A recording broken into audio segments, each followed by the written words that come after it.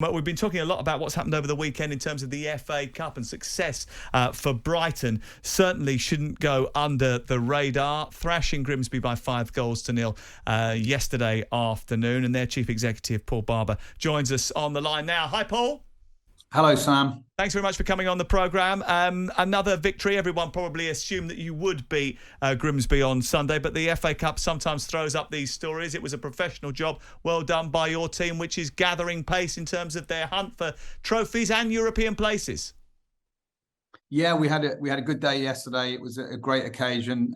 Nearly 5,000 Grimsby fans made the long trip down to the south coast and really had a great day out despite the result. And obviously for us, it was a really good day on the field as well. So we're happy. Our women's team also progressed to the FA Cup semi-final as well. So a good weekend for the club all round. Your manager says that when he was asked what was more important to him, the fight for Champions League places or to win the FA Cup, said he wants to get hold of both. How refreshing is that for you and your supporters to hear? Fantastic. I'd be delighted with both for sure. I'd be delighted with one, but we know we've got a lot of football still to play, Sam, and there's nothing given out to us in March. We understand that, but we're enjoying the season. We're playing some good football. We're entertaining, and so far so good. But we're keeping our feet on the ground and hoping to work hard for the next 2 months. Paul, it's been said for a long time that Brighton need to invest in a number 9 if they're going to kick on to the next level. I think Roberto Zerbi already is making a mockery of that. But what about young Evan Ferguson? 2 goals for him yesterday, a bit unlucky with a goal ruled out not to get a hat-trick. Is he going to save you millions in the transfer market? I hope so. He's a fine talent, and he's a really nice young man as well. Very grounded, very respectful, very hardworking, and obviously very talented. So, we've been monitoring Evan's progress through the academy ranks for a while now, and we were excited about him coming into the team at some point. And obviously, Roberto's been brave enough to play him in the first team, and Evan's rewarded that faith with quite a few goals already. Martin, you were a player at Brighton back in the 80s. I was, Paul. Yeah, I mean, Paul, I'm a big admirer of what you guys are doing. The football is really, isn't it, great to watch, looking at your fullbacks, the way that they go into midfield, McAllister and Marsh, or Ferguson coming in. It's been a massive story. I feel that going forward, can you keep these players together long enough for you to be really successful? Because your top 4 is a definite possibility for you right now. Maybe Newcastle may be the biggest challenges for that. But if you were to keep these players, I know there's a sort of plan, you have to sell these players from time to time, but I think the sky's the limit with what you can achieve if you can keep them together. Will you be able to do that? Can you reassure the Brighton fans who surely want to win something that you can keep this group of players together? I hope you're not jinxing us, Martin. No, not at all. Not looking to. It's been a fantastic watch.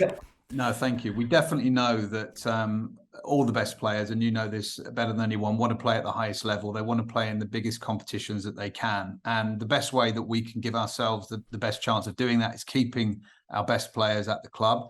And we know that if we can achieve the sort of things that you're talking about, then that gives us the best chance of keeping those players, because they will be playing in the best competition. So we're going to work as hard as we can. We try and put our players onto the best contracts we can afford to put them on. And, we invest in them. We've got great coaches, great facilities. We try and give them the opportunity and the pathway to come through to the first team as young as they're good enough to play. And as you know, Roberto is very brave, and not only in the way that he plays and the way he sets up, but also in the teams that he picks and the youngsters that he uses. So we think we've got as good a chance as anyone for a club of our size of keeping our best talent for as long as we can. But we're also realistic that at some point we will lose that talent. And that's when our model has to kick in, and that's when our recruitment has to be as good as it has been over the last few years to keep replacing that and that talent and moving on. And it was Paul, it was a big message as well when you kept Caicedo, didn't you? Arsenal really going after him, allegedly, in the transfer market in January, and you worked really hard to keep him there, and he's a wonderful player. We did, and I think that was partly because we felt it wasn't quite the right time for him, but also very importantly that it definitely wasn't the right time for us. And we at that point we were in the middle of a good season. We were still obviously in the FA Cup as we are now, and we wanted to try and give ourselves the best chance of finishing the season as strongly as we started it. And we felt that keeping our best players in January was the best way to do that. unless we were in a situation like Trossard, where we were in a position where we could actually bring in a Matoma or a Sarmiento or an Inciso that could play in that position behind Trossard, which meant that with a short time left on his contract, we were able to let him go. And obviously he's done very well at Arsenal, and we're really pleased for Leo and what he's doing there. Is it the same with the manager as well, Paul? Because obviously Roberto De Zerbi will be catching admiring glances for what he's done at Brighton. We think Tottenham might be looking for a new manager in the not too distant future. Do you have any fears that bigger clubs will try and tempt him away? I live my life in fear, Sam, on the phone call, Alex. Well, every time the phone rings, I'm looking and hoping it's not from another club. But no, joking aside, obviously Roberto's done a fabulous job. We know that anyone at our club that does well, just the same as any other club, gets onto the radar of the biggest clubs in the world. And clearly we're going to work as hard as we can to keep Roberto for as long as we can, not only because he's a good coach, he's a good person, he fits the culture of the club really well, and obviously the fans are really enjoying what he's doing. What's the occasion going to be like at the end of April when you get to take 34,000 fans to Wembley for an FA Cup semi-final and a repeat of the 1983 FA Cup final? Yeah, it's brilliant. I mean, obviously, it would have been incredible symmetry if we could have played United in the final. And we're still very much looking forward to a semi-final. It's going to be another special occasion for the club. Only the third time in our history that we've reached this stage of the competition. And I think playing at Wembley, just adds that little bit of spice to the occasion. Our fans will be there in force, and we're really looking forward to it. Paul, you won't be going in a helicopter, will you, this time? I mean, Jimmy Melia was. They went, didn't they? The team went in a helicopter. Did you know that? I remember. Before my time, 1983. I don't think Roberto will be wearing white shoes either. Jimmy Melia wasn't either manager. But no, clearly it's going to be a big occasion. But I think we'll leave the helicopters on the ground for this one.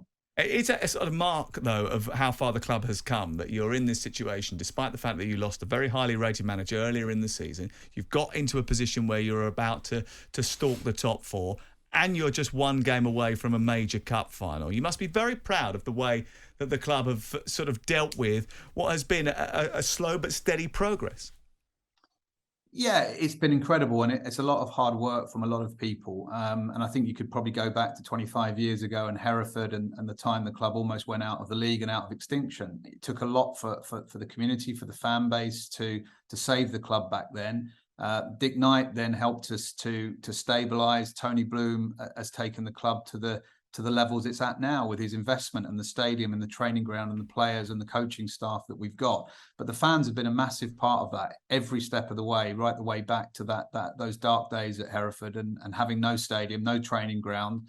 So it is a great story, and we're very proud of it. But it's been a lot of hard work from a lot of people over that period. And it's quite timely, isn't it, as well, that this run back to Wembley, because there's a film coming out, isn't there, very shortly about Brighton's rise from near oblivion.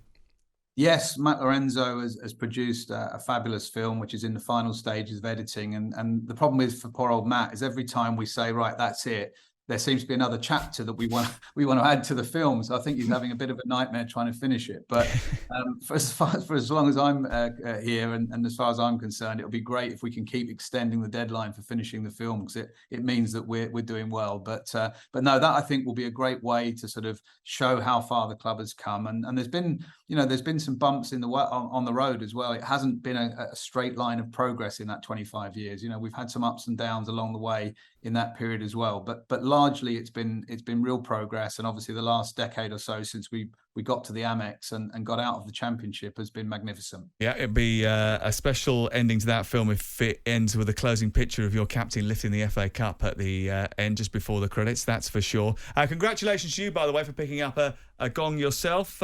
You picked up an OBE, didn't you, last week? Yes, it was a very proud moment. I think they probably run out of good people to give them to, I guess, and they got to me. But no, it was a really proud moment for me, obviously, and for my family. And we had a wonderful day meeting Prince William at Windsor Castle. So very special occasion, and very, very honoured and humbled to receive that. Congratulations. Thank you very much for coming on the programme, and good luck at Wembley in a month's time. That's Paul Barber, who is the CEO of Brighton and Hove Albion, through to the semi-finals of the FA Cup. I don't think you'll be getting an OBE, will you? Well, you never know. Martin would probably nominate me, I think. Oh, yeah. What have you got? Have you got a goal? Oh, no, not at all. Sir, no. is it Sir Martin? Just going back to Brighton, by the way, I'd be forever grateful there. I went there on loan back in '85, the Goldstone ground. Chris Catlin was the manager. Right. And I've really thoroughly enjoyed it. Fantastic. Amazing little ground, the Goldstone ground. It was. The atmosphere there was magnificent. Where you ran out and that huge stand opposite. It was. I really enjoyed my time there. Lovely place to be. A great part of the world, also, isn't it? Hove, where the ground used to be. Brighton and Hove Albion, of course. So no, always keep an eye on their results, and they've just been amazing. And they could make it into the top 4. I know Newcastle now, a great win for them at the weekend, but they've got 3 games in hand. At the moment over Spurs, so they can certainly finish above them. Crook's desperate for them to finish in the top 4, aren't you? That'd be brilliant. And, there's so many fantastic people at that football club, Paul Barber being one, but they are the perfectly run football club, aren't they? Well, they seem to have been pretty well run up until this point. I mean, it looks... one of the things that always amazes me is that other clubs don't realise that the way to change your manager, the way to recruit players, is to always believe that there is a chance that the person who's currently in that position, the incumbent, is either going to be moved on or fail, and you've already got the replacement lined up. Well, I mean, whoever's head of recruitment, you're just saying there, Paul is worried when he hears the phone ring. Who is it going to be? Is it head of recruitment? Is it the manager? Is it the centre forward? But they haven't really sort of stuttered after Chelsea raided their backroom staff and their hierarchy and since Dan Ashworth went left last year and Newcastle. Dan went last year, and they just seem to get better. Paul Winstanley's gone. Crazy. Basuma, who we've mentioned, but that's because of the reasons you've said, that they have a plan and they've stuck to that plan. And I know that Tony Bloom, the owner, believes a lot in the analytical side of the game, which others have tried to replicate without the same success. What a week he's had, by the way, is his horse bolts up at Cheltenham in the Queen Mother Champions chase. His team beat Crystal Palace, their big rivals, that night, and now his team are in an FA Cup semi-final. Yeah,